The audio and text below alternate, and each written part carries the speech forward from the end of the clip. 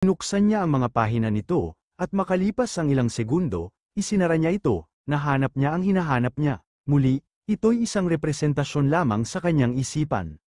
Balik sa kasalukuyan, sinabi niya sa mga matanda na baka alam niya kung saan ito mahahanap. Nagulat ang mga lalaki at nagtanong kung saan. Nag-isip ang ating bida, tinanong niya ang mga lugar na hinanap na ng mga matatanda. Sabi ng mga matanda, naghahanap sila sa hilaga at silangan mula sa akademya, pangunahin sa araw, nag-focus sila sa tabi ng ilog sa hilaga. Hindi nagulat ang bata kung bakit hindi nila ito makita. Sinabi niya, syempre hindi niyo makikita. Tinanong ng matanda kung ano ang ibig niyang sabihin sa syempre, hiniling nilang ipaliwanag niya. Ang mga centipede ay kabilang sa Arthropodophilum at Chilopode class. Malawak ang teritoryo nila, at dahil malamig ang dugo nila, kailangan nila ng masisilungan para sa regulasyon ng temperatura at halumigmig.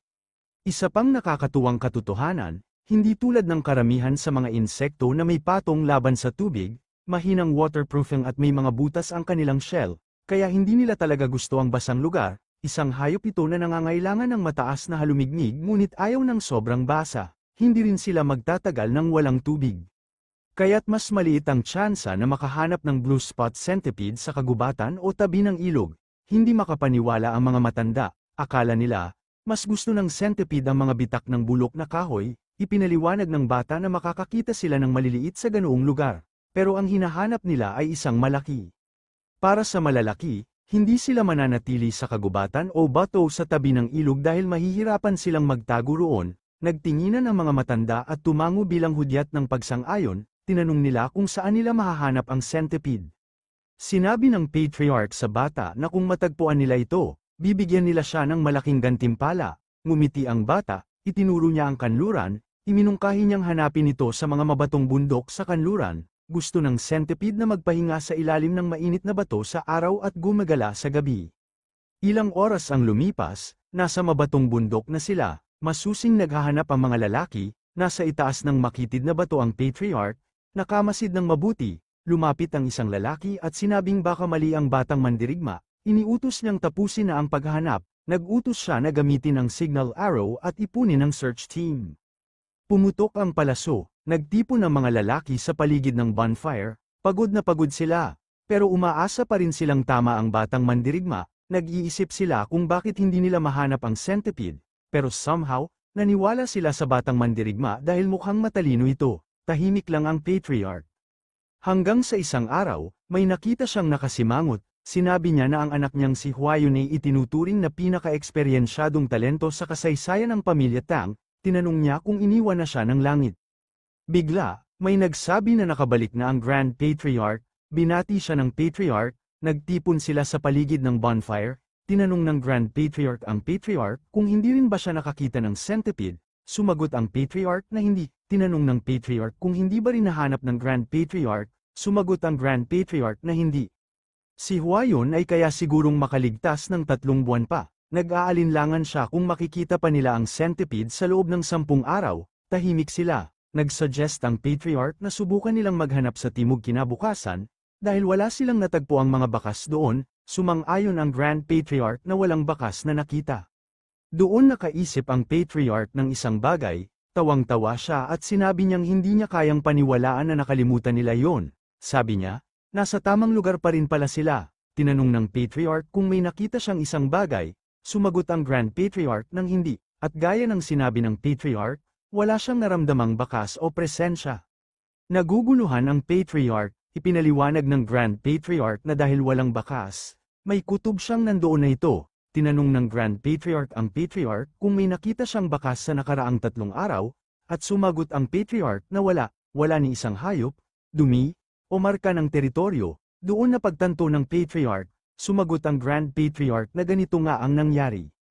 Hindi makatarungan na walang bakas ng hayop sa malaking bundok. Naisip ng Patriarch ang tungkol sa hayop na may teritoryo. Pinaghinalaan ng Grand Patriarch na baka lahat sila ay tumakas na o naging pagkain ng centipede. Hinaplos niya ang balikat ng Patriarch at tiniyak sa kanya na nandyan na ang blue spot centipede. Sigurado na silang matutulungan nila si Huayun. Nagpakita ng malungkot ngunit may pag-asa ang ekspresyon ng Patriarch bilang isang ama. Bigla nilang naramdaman ang pag-uga ng lupa, naging alerto sila. Nagpanik sila habang tumutubo ang mga bitak sa lupa, ang paligid ng bonfire ay gumuho. Hindi nila inaasahan, isang katawan ang lumitaw mula sa lupa, pinanood nila habang lumilitaw ang isa pa, itinuturo nila ang nilalang na lumalabas, natakot sila, pati ang Grand Patriarch ay kinakabahan.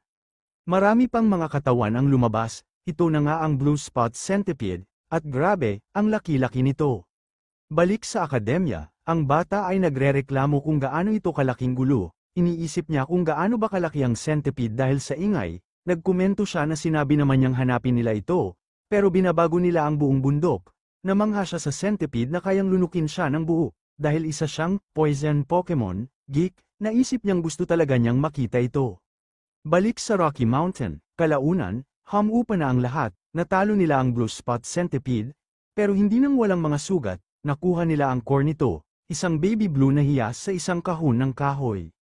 Luhang-luha ang mga lalaki dahil sa wakas ay iligtas nila si Huayon, tinanong ng Patriarch ang kanyang ama na magtungo sa Sichuan muna at gamutin ang mga sugatang mandirigma. Naguluhan ang Grand Patriarch, ipinaliwanag ng Patriarch na ang galit ay nakaukit sa dugo at ang pabor ay nakaukit sa bato, at ganito sila nabubuhay. Sa madaling salita, marami pa silang kailangang gawin. Sa wakas, napagtanto ng Grand Patriarch yun. Inamin niya kung paano siya muntik magkamali ng malaki dahil nakatutok lang siya kay Huayon. Sumang-ayon ng Grand Patriarch na tama nga natanggapin ng batang mandirigma bilang isang bisita at bigyan siya ng nais niya. Inutusan ng Patriarch ang mga sugatang mandirigma na magpagamot sa bayan habang bibisitahin niya ang batang mandirigma. Pumapasok sa isip ng Patriarch na marahil ay curious din ang batang mandirigma tungkol sa balita. Ngunit heto na tayo, makikita natin ang batang mandirigma na nakaupo habang kinikilig ng tatlong maliit na dilaw na Pokemon. Ang batang mandirigma ay may kalituhan, katatapos lang niyang maging ama ng mga Blue Spot Centipede, tatlo sila at mukhang mga uod, napaka-cute at nakaka-adorable, lalo na kung paano nila kinakalikot ang mukha ng batang mandirigma. May naalala siya habang ang batang mandirigma ay nakatingin sa palayok. Pag-uwi niya, nilinis niya ang mga itlog at inilagay ito sa tabi ng kama, at nang magising siya, lahat ng mga itlog ay napisa na. Isang centipede ang nakahiga sa ulo ng batang mandirigma, naramdaman ito ng bata, pero hindi niya inasahan na mabilis itong mapipisa. Tinitingnan niya sila habang nagmumurang walang kibo at sinubukang alisin ito sa kanyang balikat.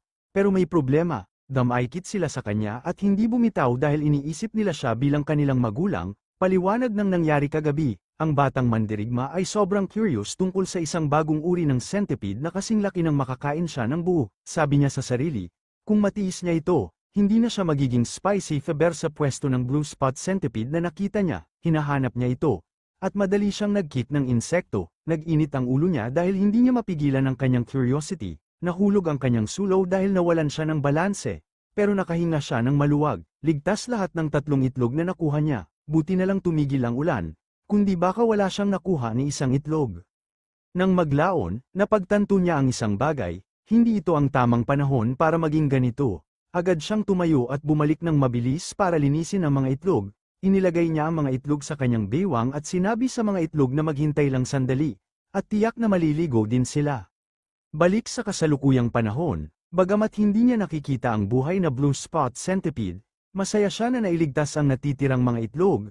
Hiniling niya sa mga tao na magbigay ng espasyo sa kanya. Alam niyang hindi kailangan bigyan pa sila ng pagkain dahil hindi sila kakain hanggang hindi pa sila magbabalat ng 2 beses, pero nakakainis kasi patuloy silang kumakapit sa katawan niya. Naisip niya ang isang bagay, kung pupunta siya sa tubig, titigil sila sa pagkapit.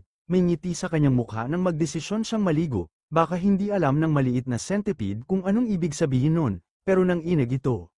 Ilang oras ang lumipas, dumating ang Elder Patriarch sa akademya, naglakad siya papunta sa pavilion. Kumatok siya sa pinto at tinanong kung nandoon ang batang mandirigma, pero walang sumagot, naghintay siya. Inabot niya ang doorknob, pagkatapos ay nagdesisyon siyang pumasok, tiningnan niya ang paligid at nakita ang mga halamang gamot at mga garapon, pati na ang gamot, naisip niyang baka ang batang mandirigma ay isang manggagamot, napaisip siya kung gaano kabastos na pumasok sa kwarto ng walang pahintulot, nagdesisyon siyang bumalik na lang mamaya, ngunit narinig niyang may gumagalaw, nakakuha ito ng kanyang atensyon. Nagmumula ito sa isa sa mga palayok, bumalik siya at binuksan ang palayok, nagulat siya sa nakita niya, isang gagamba, pagkatapos ay napadako ang kanyang atensyon sa mga drawer, binuksan niya ang isa at nakita ang isang gecko, tiningnan niya ang paligid at sinuri ang isa pang palayok na may lamang mga salagubang, may mga itlog at tuyong mga ahas din. Hindi siya